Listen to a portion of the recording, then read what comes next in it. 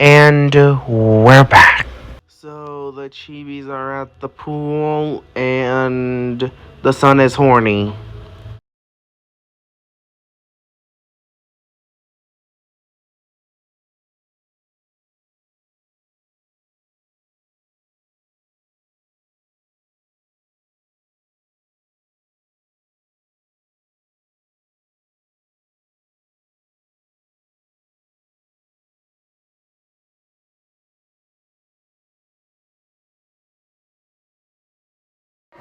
Well.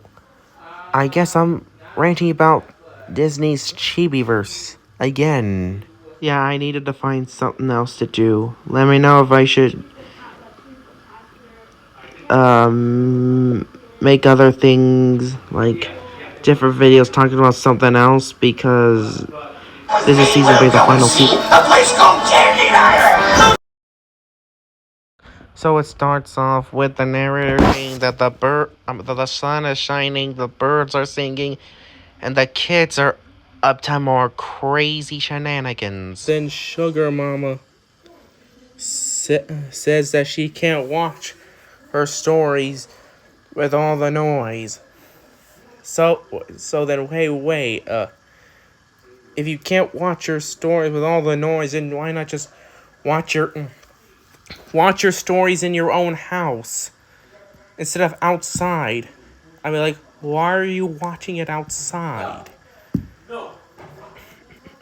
What? And how is the TV plugged in?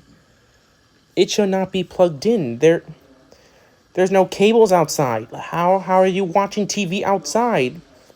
How are you watching it? How is it functioning? How is the TV functioning? That makes no sense. Nothing in this show makes sense. So, scientist guy who I will refer to as Dexter's dad spells a crumb on the Chibiverse, and it forms an island, I suppose.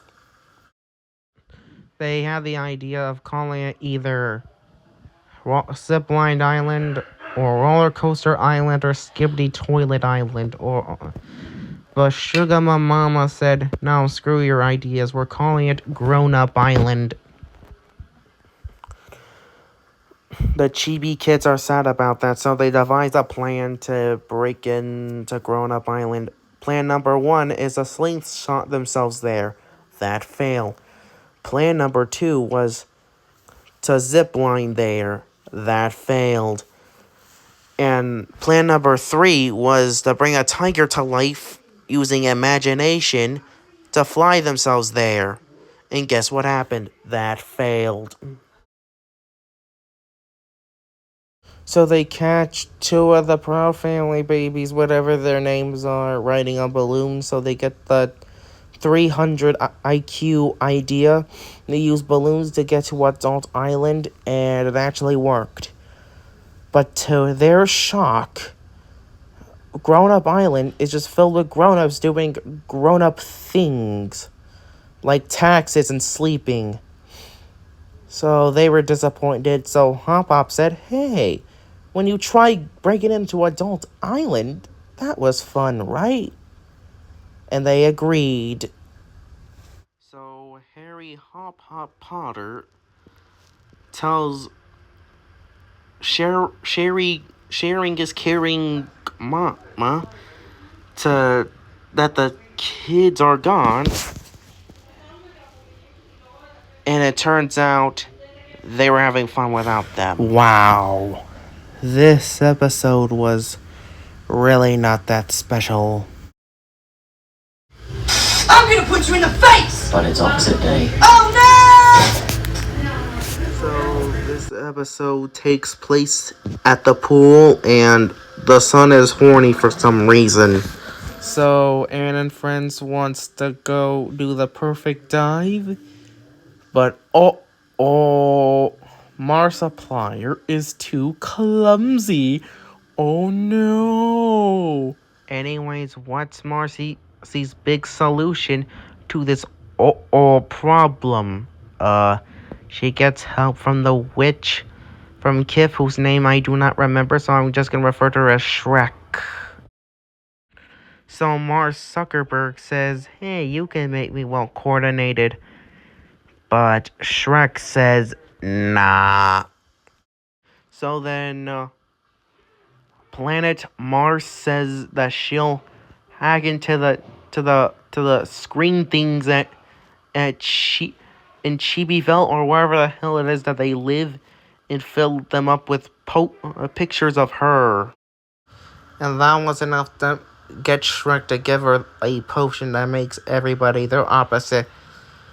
But uh-oh, she accidentally dropped it into the pool and it made everybody go crazy.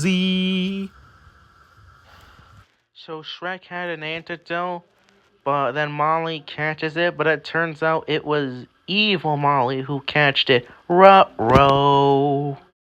So Marcy Woohoo tells Shrek that they need to go after Molly because she ran with the potion. So they do, and it turns out Molly wasn't the only thing that turned backwards. Scratch is now a healthy eater. Cricket is now a gentle child. Scrooge McDuck gives out money for free. And Molly's little brother, what's his name? It runs a charity for red pandas. Phineas and Ferb are now delinquents. And Candace now does not give a crap, which is probably for the greater good of society. And also Tilly and Mabel are corrupted. And they're using these things called sob goblins. What are they using them for exactly? Oh, it's simple. They're using them to make everything sad. Because that's evil. So Shrek and Marcy Waifu try to think of a plan to stop them. But the best, so they decided to get the villains. But that failed because they're no longer violent. They're peace lovers. So they decided to go to the smart ones who were once stupid. And they came up with a formula to reverse everything that is reversed. So their plan is to ride a plane and use Mabel's grappling hook to tie them up while circling around them with the plane. Which, like, how did you retrieve Mabel's grappling hook? Wouldn't she be holding it? And also, wouldn't circling around them with a plane kill them? Like, that is like a very dangerous idea. And so they tie them up, and Barry retrieves the little antidote for the reversal, and he connects it to a little coil, and they grab a magnet. And long story short, it worked. Hooray!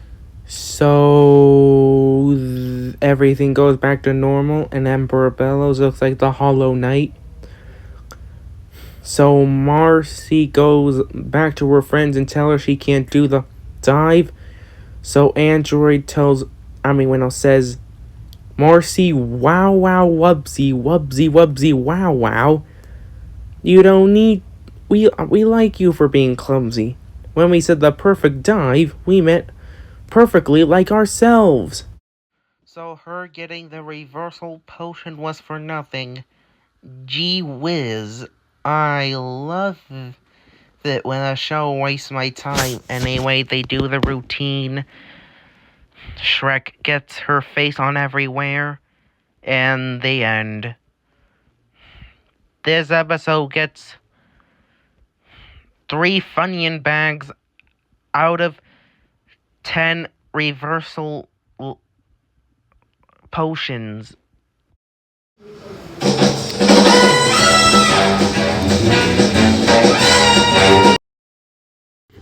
So the episode begins with Scrooge upgrading his defenses for his money bin, and Vasquez is there for some reason.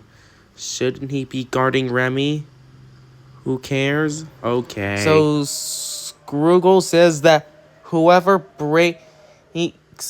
manages to get to break into his money vault gets paid handsomely. So that gets Grunkle Stan to come up with a plan to break into his vault. He gets Zombie Girl to hack into the security system, and it's revealed that they have two ways of getting in. Way number one is going through a clogged up sewer pipe, and way number two is going through deadly obstacles. And that was the plan. And so Seuss commits a racist and asks why Cricket is yellow. So Seuss gets a job as a janitor, and though that's how they break in. But they have to look out for security cameras. But don't worry, Perry the Platypus has a VPN that blocks the footage. So now they go through a room of lasers. So then the cheer kids couldn't turn them off. So then they go in a room full with coal. So they get Cricket Green to do it.